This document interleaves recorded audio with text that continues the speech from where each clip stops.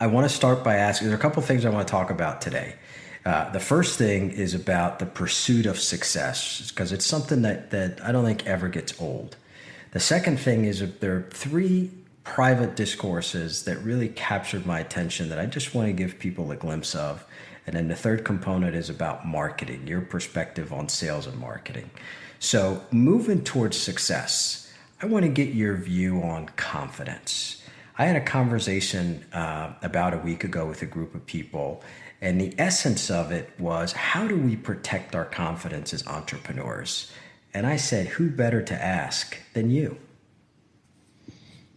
I think confidence has to be in the source from which things arise, not from the results that one gets.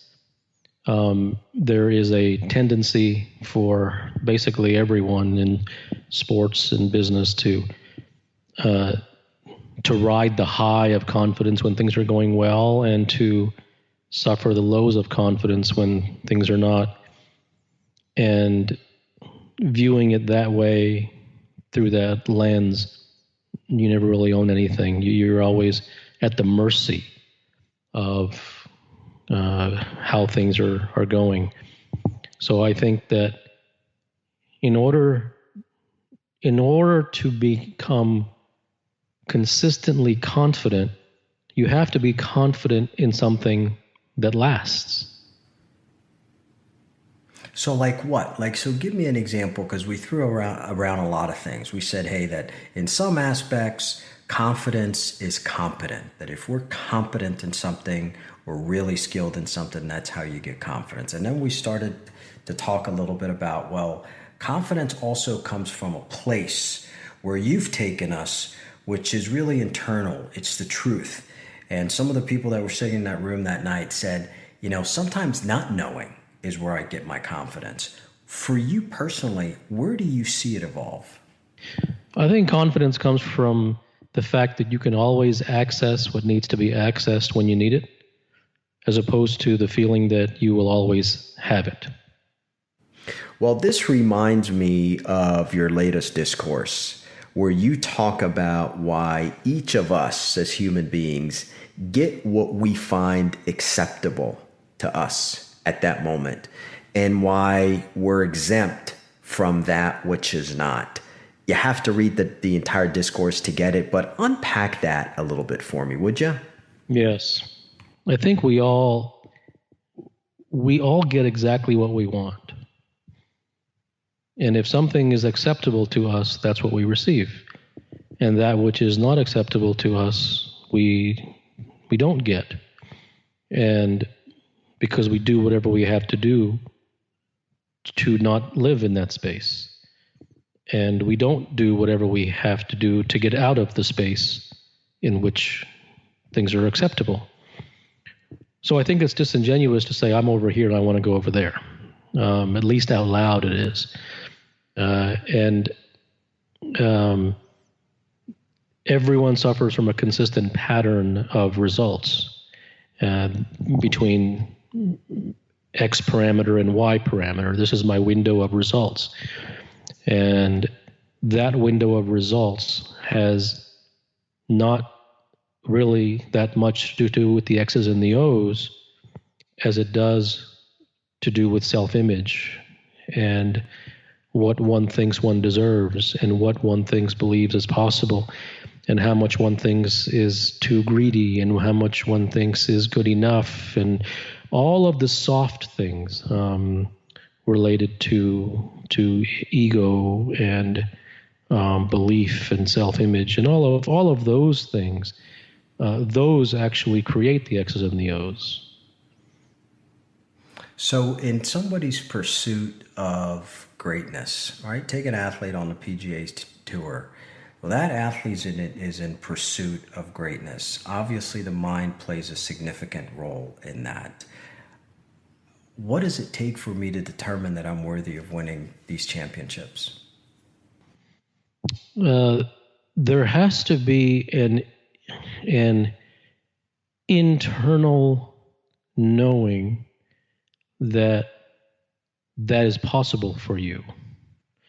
not motivation, but that you're somehow worthy of it, not because you worked hard, but just because, period.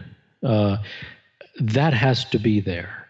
It's not by accident. No one wins multiple majors by accident. They do so because that is what is almost expected. And I think that level of being, that level of minimal viable acceptability is something that is internal. And why it comes, I don't know. But things always happen before they happen. But what would cause somebody at that level not to feel worthy of winning? Oh, no. Very few people feel that way. Very few people feel that way. It would be a mistake to view professional athletes as somehow being this homogeneous group of individuals who feel that they can all win multiple majors. It's simply not true. Only a very small fraction, even a minute fraction of professional athletes have that internal milieu/environment that is naturally, instinctively there. Very, very few. What do we take away from them, right? So you're watching the U.S. Open this weekend, and obviously you have the ladies, and Serena's done what Serena's done, and then you have this amazing match that Nadal plays and whatever it took. I mean, obviously he's right there with Federer.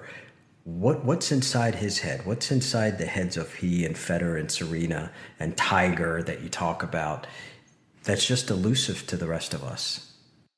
Here's where everything breaks down, okay?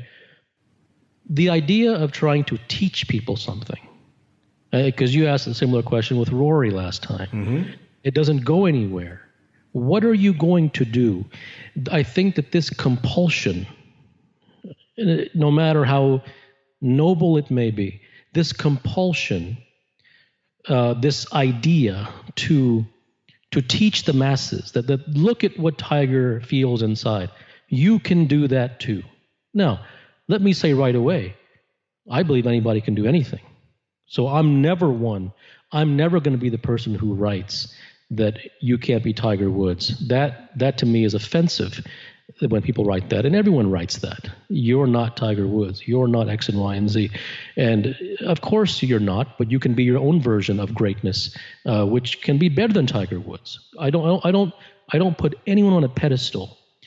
Now, having said that, though, the idea of let's talk about what that person did or thinks or whatever it is, and then let's tell that to the masses so that they can internalize it and learn from that.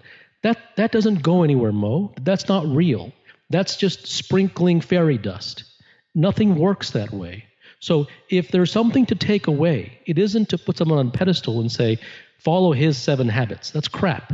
If there's something to take away, it is that the greatness arrives from an internal, undeniable knowing that one belongs there. And that's where it comes from. Not that you should get it, not that you're wrong for not having it. The moon comes out at night, okay? Dark is black. The sun is bright, okay? There's no, this entire self-improvement philosophy that you have a habit of going down so that we can help people, it doesn't go anywhere. It's a waste of time. I'm not interested in helping anybody. I'm here because I enjoy speaking about the truth. This is the truth. No, you shouldn't do it. No, you shouldn't copy anyone. No, you shouldn't follow anyone. It is not about that. It is about looking inside yourself and seeing, where are you, not where should you be. So let me ask you then, how do you recommend, do you think people can learn to be great? It depends what you mean by that. Do you mean by that, if a person has the DNA for greatness, and he has the receptivity for wanting to learn the truth, that person can imbibe learnings and teachings that, given his already profound momentum by way of his DNA, can get him over the top. Yes. Do I believe that someone who doesn't already have the DNA for greatness, primarily by means of desire, and that person you can sprinkle or you can give the same information to or teachings to, and he will become great? No. All right, but I want to talk about the people that you referred, where you said, hey, we all have the seeds of greatness inside of us. Yes. Okay, we all have the seeds for greatness. However, that is theoretical to 99.999% of people in the world. Okay, that is real to the remaining 26. Okay, so although it is technically real for everyone, it is a gift from nature. It is every human's birthright to be great and world class in what they do. They've all been given a talent. The practical reality is that will never be realized, because for whatever reason, that internal knowing beyond theory has not been reached by 99.999. Sure, and I get it. I get that. Therefore, it's irrelevant for them. So it's only available for the 26. So for those 26, right, who were committed to going inside and doing the type of immersion. Don't say work. The immersion, I'm not going to say work, the immersion that it takes to really understand themselves and understand what it takes to at least have some of those seeds sown. How are they starting to, what kind of questions are we asking ourselves internally so we can keep getting deeper? So don't say we. It has the 26, I'm talking about the 26. Okay. So the 26, okay. So the most important thing that one of the 26 could do, or the group of 26 could do, is what they must do, what is non-negotiable, if they wish to preserve the DNA which allows them to live inside that knowing, is to completely divorce themselves from the culture. And I will also say that the 26 likely, perhaps possibly, already have had inklings over the years that the people that surround them, that the culture and the coaching and the institutionalizations and all of the information and everything that surrounds them in their particular sphere of profession is nonsense. However, they have never been given the permission to completely set it all aside and have it confirmed for them that they are right. Their suspicions are correct. It is, in fact, nonsense. That, I think, is the greatest hurdle, and perhaps the most effective hurdle to be able to cross. Because the 26 often live inside of a purgatory, which is they know that they're great, and they know that they're going to be great, but their greatness is limited by the anchors that are placed at the bottom of the ocean, by the culture which surrounds them, which is always definitively wrong. Mm-hmm. So when you talk about permission, the 26, and I want to assume put myself in that category, do we give ourselves that permission that you're talking about? Because we're obviously not getting it externally. I think giving yourself the permission is absolutely the ultimate way, and some do. The ones who don't generally need it from another, and on some subconscious level, they have been waiting for that permission for a long time and never have received it. But yes, the ultimate way is to give it to yourself. And what does it take for me to do that? Because last time we talked about coaching, right? And you also had a wonderful discourse about the coach and the teacher. And one of the things I take away from that is you saying something like the teacher who needs a student to succeed will ultimately fail, right? It's that desire to want it more for them than they do for themselves. Yes. So what does it take then if I can't get it, give it to myself internally, and I do need that coach? What am I looking for from her or him? Permission. Why am I going to believe them and not believe myself? What the hell is missing? Yeah. I think we as human beings have within us certain receptors for truth. And our mind does not understand it oftentimes, but our feelings do. And so it is very often the case that if you hear something of truth, that the human being will say, I can't explain it, and it doesn't even make sense, but I can just feel that that's true. And that's my answer to your question. So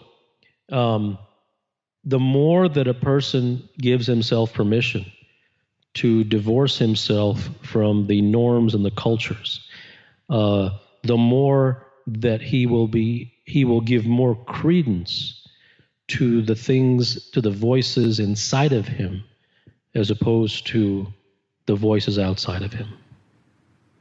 I know you have given yourself permission. Do you listen to anybody else? Yes. In coming across some of the words of the ancient Eastern masters, from the Tao and from many of the ancient China, ancient Japan. There are absolute truths that are very inspiring to me. So yes, those are people. It's not a matter of listen. There's nothing to do, but in having come across those words, recognize them as being truth. But is there anyone that I listen to or follow? I'm always, if there's something that I'm interested in, I'm looking for the person who is the truth speaker of that field. And so So how do you define truth speaker? Like when you say truth speaker, how does that look like? You just know. You just know. When you read an article, you know if it's coming at you from an angle or not. I can tell you usually in the first paragraph if someone has an angle or not. And so whatever. See, as long as someone has a stance, right, which says this is what I want you to believe, and this is what I want to convince you of, and here's my evidence, and that's usually false. It really is. I think truth comes about when someone just discusses something and says, almost in the vein of, this is kind of the way it is, and I don't need you to believe me, and I don't get anything if you do believe me, and I don't even want you to believe me, and don't even do what I say. When you get that kind of feeling, you generally move towards the truth. That direction, as opposed to here's the 5 steps and this all this, so it's a feeling. It's a feeling. I can tell in talking to someone that, someone who's relatively quiet and just says things as they are, and doesn't really have an angle to convince you of. I think the desire to convince is the greatest, perhaps, marker of fraudulence. So is the opposite of that, or is a better approach the desire to understand? Because you always talk about freedom coming about by way of understanding. Is that what you're talking about? Well, I think that the understanding is demonstrated by the writer. And if the writer demonstrates a desire to understand, he's generally more in the direction of truth than one who tries to um, uh, noticeably teach. Why do you say that man's greatest pain comes in the form of relationships, which I assume is about giving and taking? Because, if you look at relationships, they're fundamentally false. Relationships are disingenuous because they're all based upon an exchange. They're all based upon a needing to be fulfilled. They're all based upon a give and take. They're all based upon it's transactional, even on an emotional level. It is transactional. But nobody will tell you that. Of course not. No one is going to even allow themselves to believe that. Because people like nice things. People like plastic flowers all over the place. So why would anyone do that? Anything that approaches anything which is, quote, perceived as negative or dark and not rosy and bumper stickerish is not on anyone's menu. So, and nor should it be. No one needs to do that. I'm not criticizing that they should do that. It doesn't really matter to me. What matters to me is to find the truth, to see the way things really are, not because that's good, but because in seeing the way things really are, then that is what moves us towards freedom. That is what moves us towards arriving at the very things that we are seeking through relationships and success and money and pride and ego and all of these things. That is actually the direct highway to it. So let me ask you something about arrival, because you're the only one that I know that talks specifically about arrival. And with the people that you work with, whether it's an athlete, whether it's a CEO or an entrepreneur, entertainment, whatever, how do you know that they're arriving? Yeah, I don't need them to arrive.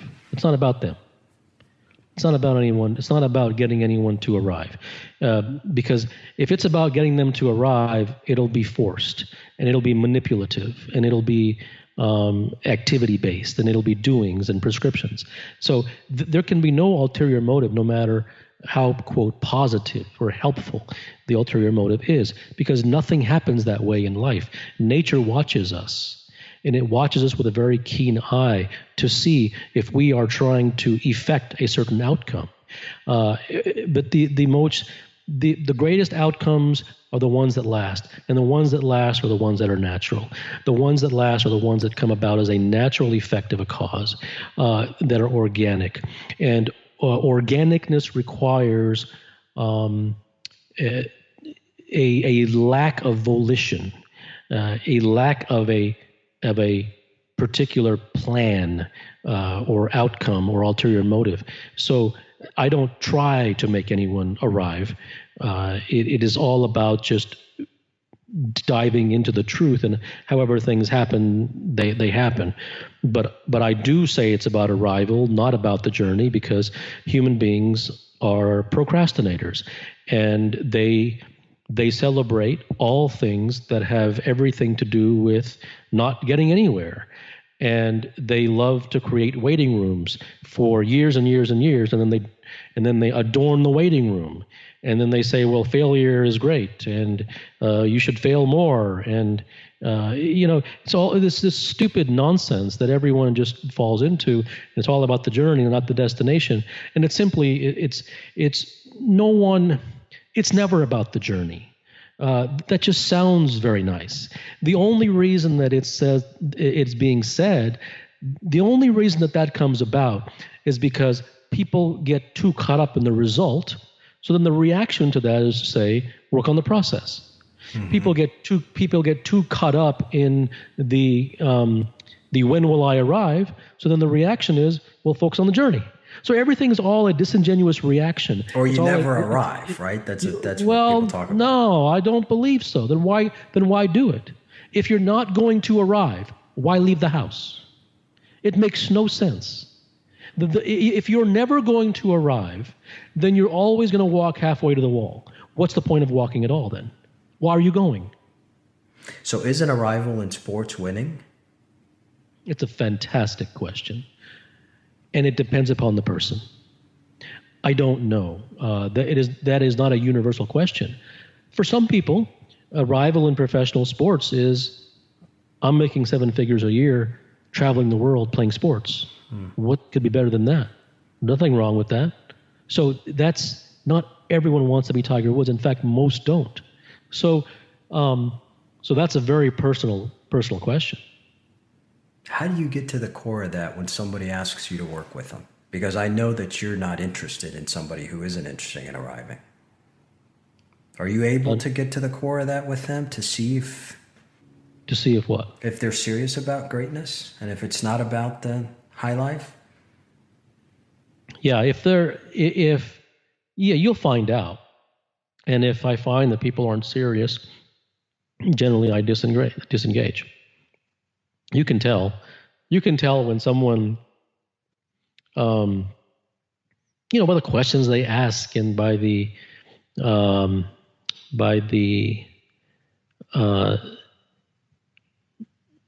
verve and the desire to know, and the not relying upon top of the head thinking to ask general questions of how do I do that, so you can tell when someone is really wanting to get somewhere. How do you gauge that in business? Like if a rival is winning in sports, how do you gauge that in business? It's personal once again. I mean, a rival is different for whatever a person really wants.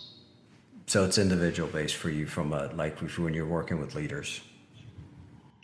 Yeah, I mean, there's nothing of telling anyone that this is what your arrival should look like. More, in fact, it's about teasing it out because everyone is seeking something, and you could, in some respect, say that they're all seeking the same thing, but everyone has a different word for it.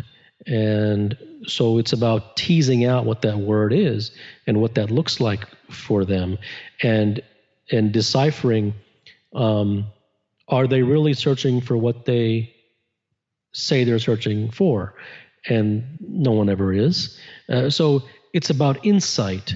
It's about insight as to the arrival that they already have, but they haven't really unpacked it yet.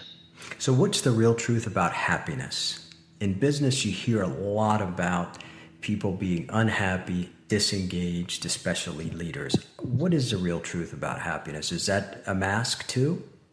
Well, the real truth about happiness is it's an empty chase, because no one can be happy all the time.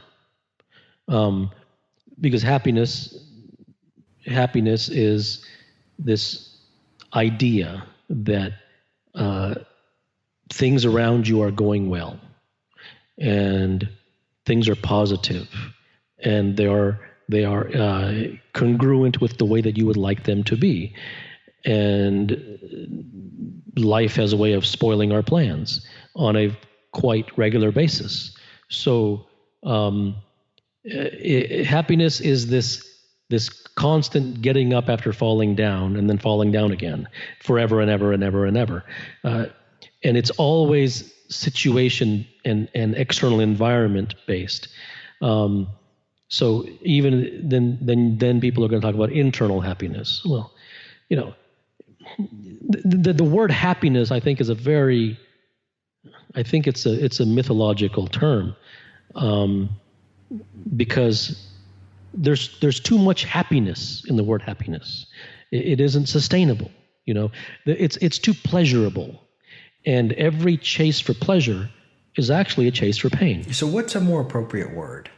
Well, I mean, it's not for me to ascribe, but I don't think people are searching for happiness. People are searching for anti-misery.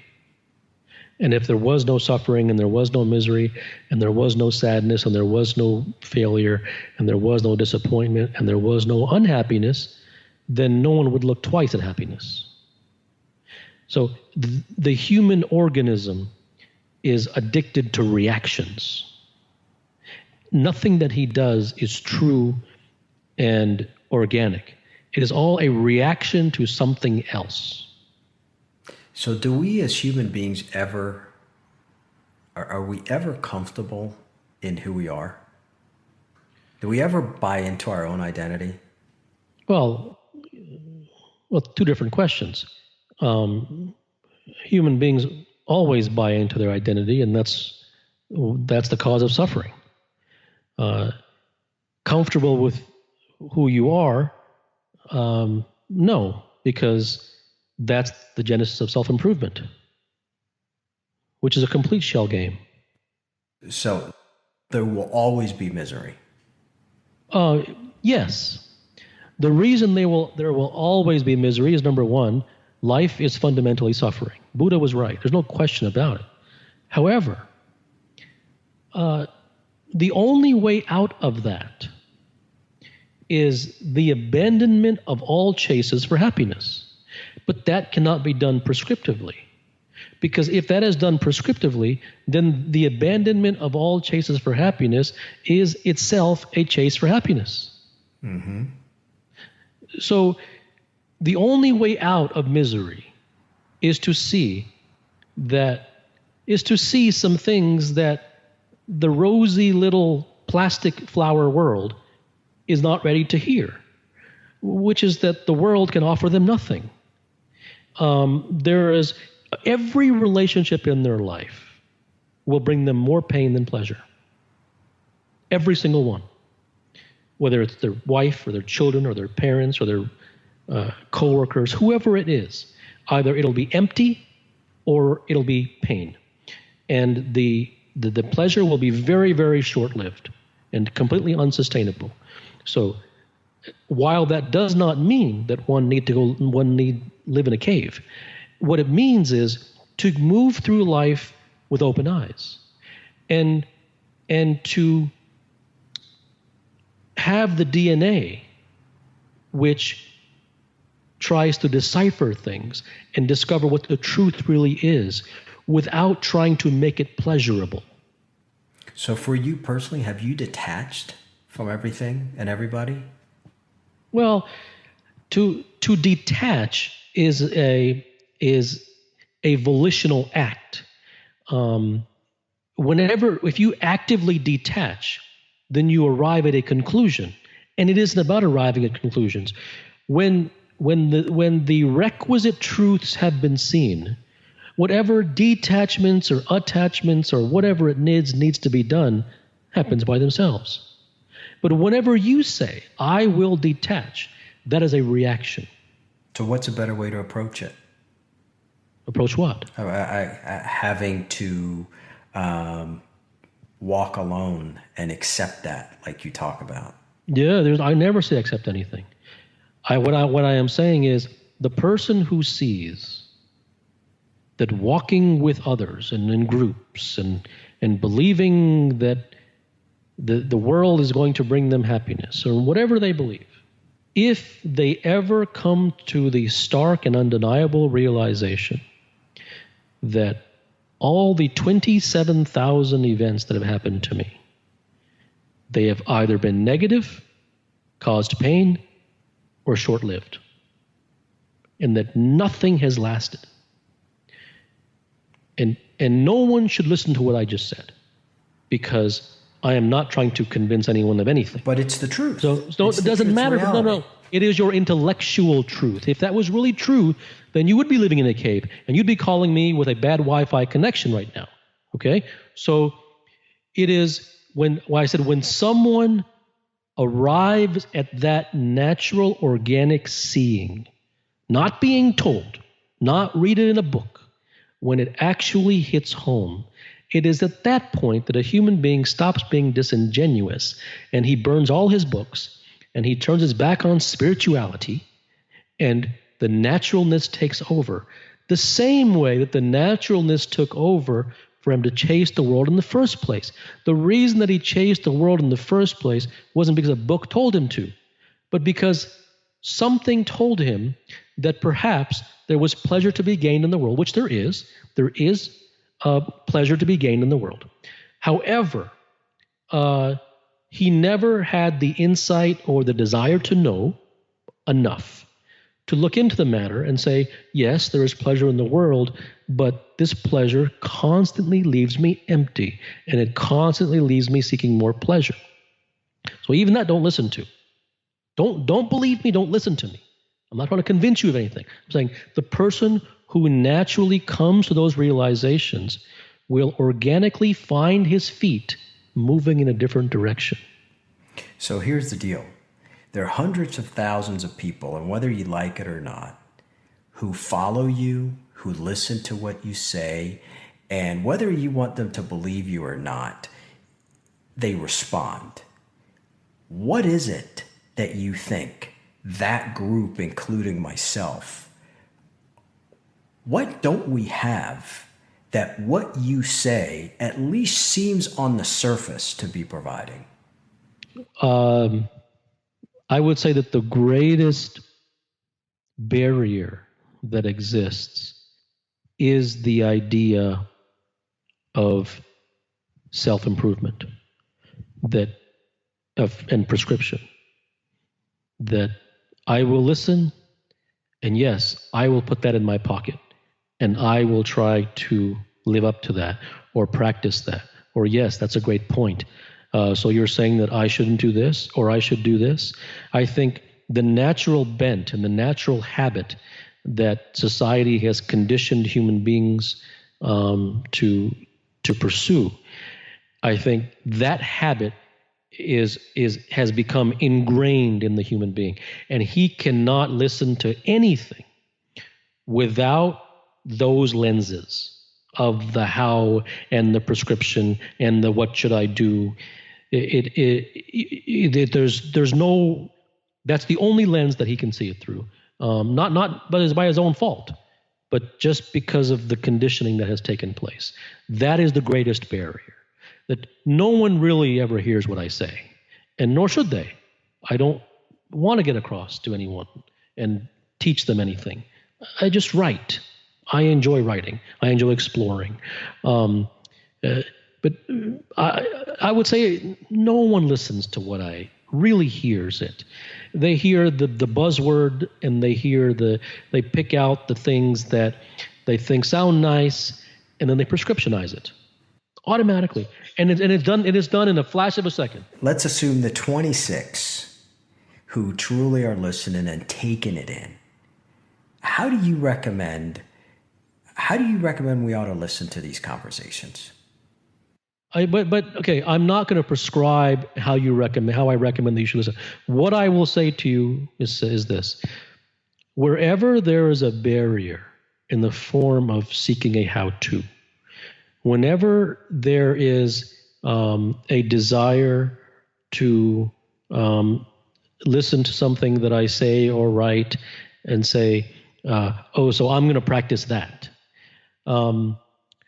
That leads one further and further into bondage, because that has now been prescriptionized, and it has replaced all of the other prescriptions that never got them anywhere. But so what if I say, hey, that makes sense to me? What if I just say that makes sense? You know, what you just said makes sense to me. Okay. So then it makes sense. So if it makes sense, then something inside you will fundamentally change the way that you listen to the conversations. There won't be any need to speak about it. And in lieu of how-tos, like if we're really serious to just absolutely drop all prescriptions, all how-tos. It's a dangerous thing. It's a dangerous thing. You can't drop it. You can't drop those things because you're going to do them according to a prescription. You're going to drop it because you were told to drop it. And these things, what I'm saying is automatically get dropped. Listen, you never have to go outside, and if someone places a pile of mud in your hand, that you have to be told to drop it. The reason that you drop it is because it's mud. It's nothing. So, and then you go and wash your hands. So things automatically get dropped only when they no longer serve a useful purpose. Well, hey, you know what? As I said in the beginning of this, not only do these conversations inspire me, but more importantly, they just take me places that I don't normally go. So I appreciate that, and I can have these conversations with you for hours. But I promised a bunch of people that I would get your perspective on a topic that we touched on briefly last time, which was marketing. And the thing that got everybody excited was of course, your patented line, all marketing, like everything that's your unimaginable truth, right? Everything is a scam. Is there anything about marketing that isn't a scam? I think that when you have something that the selling of it is more internally relevant to you, and creates a greater impression upon you as the seller than the nature of the product itself, it's a scam. I think the ultimate marketing comes from wanting not to sell it at all, because you recognize, not through any illusions, but starkly, undeniably, you recognize that the thing that you have is invaluable, and that the very idea of even placing a price upon it is an insult. I think then you have something. And I don't think that you can fake that feeling. You can fake words, but feelings arise from the heart. And if you have created such a thing and you have that feeling about it, not because it's yours. Now, it can't be because it's yours. That's completely false. But because it's something that you sit back almost as a third party and say, this thing would change my life, has transformed my life. This thing is not even from me. I don't know where it comes from. That kind of thing, I think, is where the seeds of ultimate marketing begins, because then it really is it really is not about selling being the number one. Selling is almost the last resort. So all things that happen in life that are worthy are natural and organic and non-ulterior motive.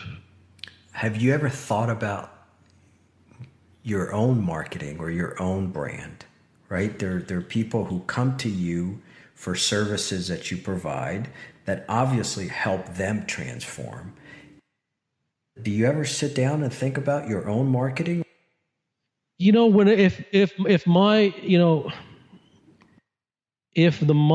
I allow the mind to go down the road of how can I draw in this person or more people or whatever it is and sell this,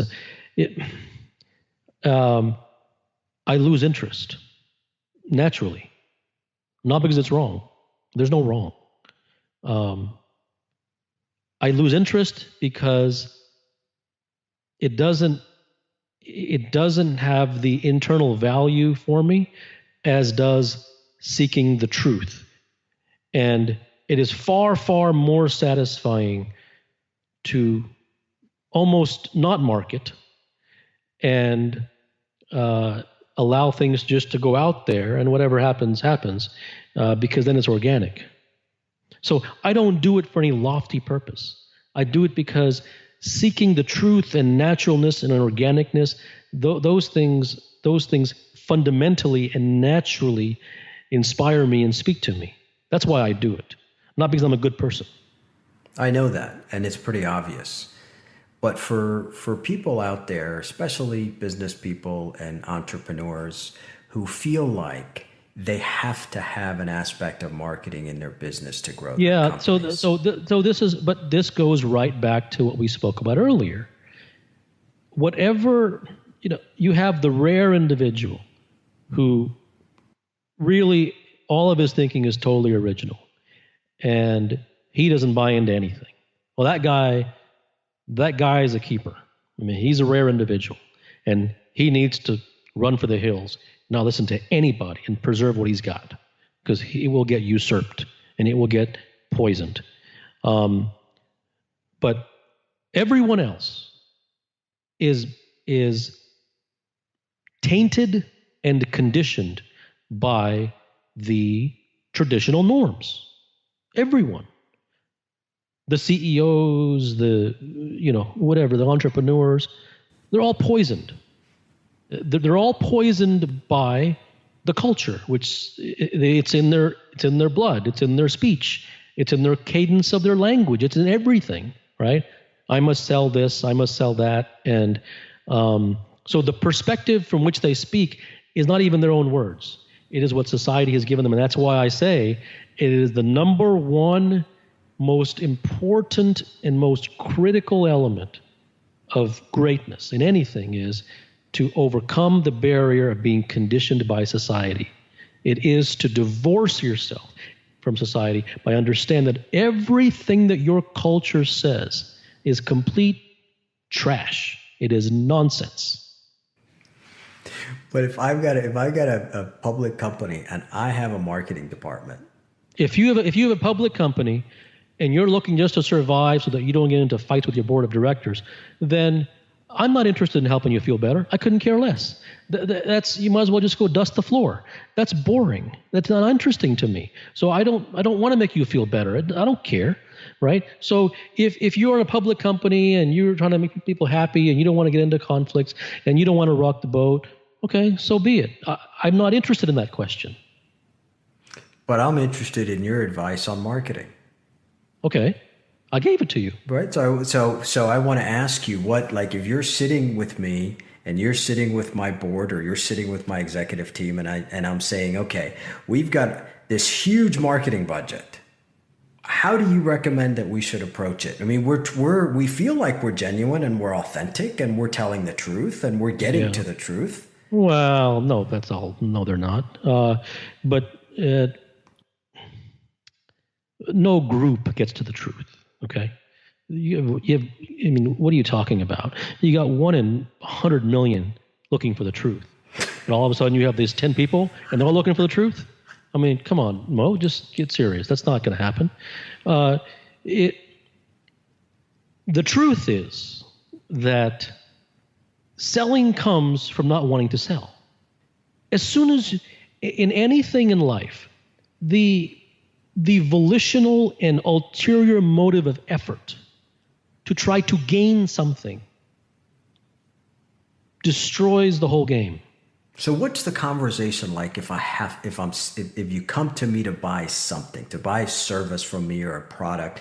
What is that conversation like? If I truly don't want to sell, but you want to have a conversation about something I have that you want, what should that be like? You're not listening to a word I'm saying. You're only looking for a method. I'm not. Yes, you are. Not because looking for I'm trying to explain to you the essence of things, not the form of things. Okay, so you're interested in what would I say, and so what's the essence of the conversation? Tell me the essence of the conversation. I just told you twice. The essence of the conversation is not wanting to sell. Okay, now that isn't a prescription. You have to be able to look deeper into things than just the words, right? So if I say not wanting to sell, there has to be some silence there on your part and say, what does that really mean? Not a question right away. Because I know that you didn't hear me then, all right? There has to be some silence on your part, which is, wait a minute, what does that really mean? Because I know he's not going to give me some 5-step plan, right? So there must be something there, or else I wouldn't have said it. So if I say it's about not selling, then of course the reaction should not be, well, how do I go there and not sell? I mean, that's not what I said.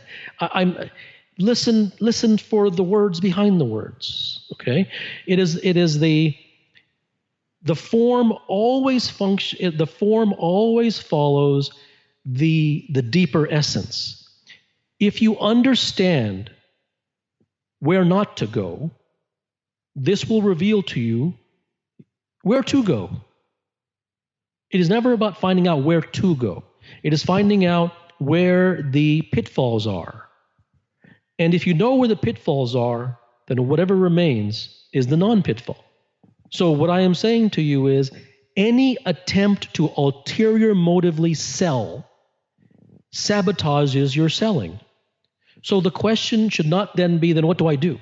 The point should be, did you hear what I just said? Because if you hear that, then your internal intelligence will begin to create a strategy that is naturally born of that understanding. I get it. I totally get it. So at the end of the day, by and large, you feel all marketing sucks. Well, and it's not necessary. Right? I'm saying all marketing is a scam because the people who are doing the marketing are doing it for the sole purpose of selling. Absolutely. Okay. And there is nothing wrong or immoral about selling. This is not about morality. I don't care if you sell a blank piece of paper for $1 million. Perfect. Not a problem. There's no morality. There's no good or bad. There's no spirituality. All those are just complete nonsense. Okay. What I'm saying is, if the selling of it is your number one, deepest, heartfelt priority, then I think that you will go astray. And I do not think that you will reach your ultimate potential. It does not mean that you don't sell it. Mm-hmm. Of course you sell it. But it is about from where things arise. And if the where thing is arising from is a trying to convince someone to buy, then it tends to be impure. And that impurity tends to sabotage the results. Hence why the overwhelming majority of sales training sucks. Well, why wouldn't it be? I mean, if only 1 in 100 million is looking for the truth, why wouldn't it be? How could it be otherwise? And why would it even be worth a second to say that how people should do better at sales training? There's no one listening to that. It's a waste. It is a waste of time talking to people. Yeah, has anybody successfully, and I'll end with this, right? Because I'm fascinated by this topic with you. Has anybody sold you something that you were pleased with recently? And that actually had to sell it to you? No, I don't talk to salesmen. I mean, there's something that I want to buy, I'll go online and buy it, and I will find out if it's something that that can be worthwhile, and I'll buy it. But listen to the essence. The essence, and this goes back to earlier conversation as well, is earlier part of the conversation is that earlier we were talking about truth being divorced from the need to convince. Mm-hmm. And I think that if you have something that is truly valuable, that you won't have to resort to trying to convince someone to buy it. I'm 100% on board with that. And so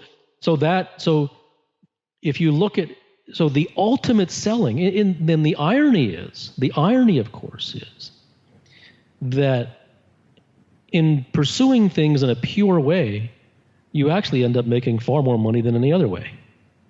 That's the ultimate irony. And I see that, absolutely.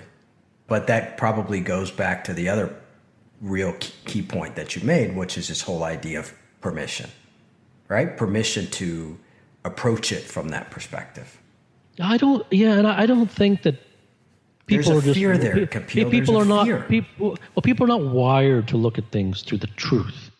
People have these hard lines and they break things into categories, right? This is spirituality and this is business and this is sports, and they have all these images of different categories, and but so when you use a word like truth, it's considered like this spiritual word or something.